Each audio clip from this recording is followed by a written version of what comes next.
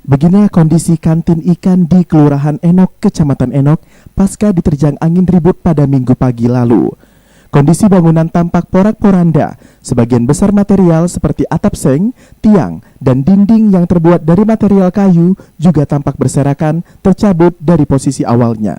Berikut penjelasan Lurah Enok Darmawan kepada kontributor Gemilang Televisi terkait kronologi terjadinya musibah angin ribut tersebut.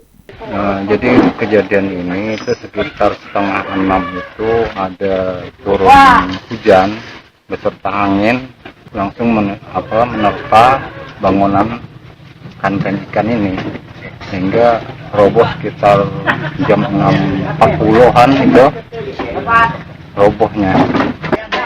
Kira-kira Pak panjang berapa itu kantin yang telah ambruk Pak? Panjangnya sekitar 20 meter ini Pak, 20 meteran dan bukanya sekitar mau 6 meteran. Sementara Kepala Bidang Rekonstruksi BPBD Indragiri Hilir Gordon mengatakan, pasca mendapatkan informasi, pihaknya langsung bergerak ke TKP. Sejumlah personil juga diterjunkan untuk membantu warga mengumpulkan material bangunan yang berserakan.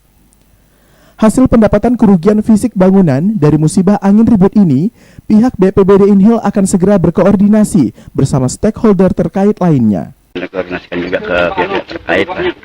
Bagaimana yang keluarnya memang kita cepatnya tahun ini diangkat tadi pemerintah nanti Perindah nanti kita usahakan koordinasi.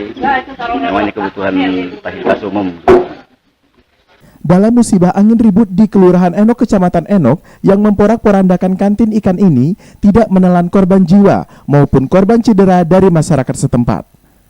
Safi Iswardi dan Yanto TRC melaporkan untuk Gemilang Televisi.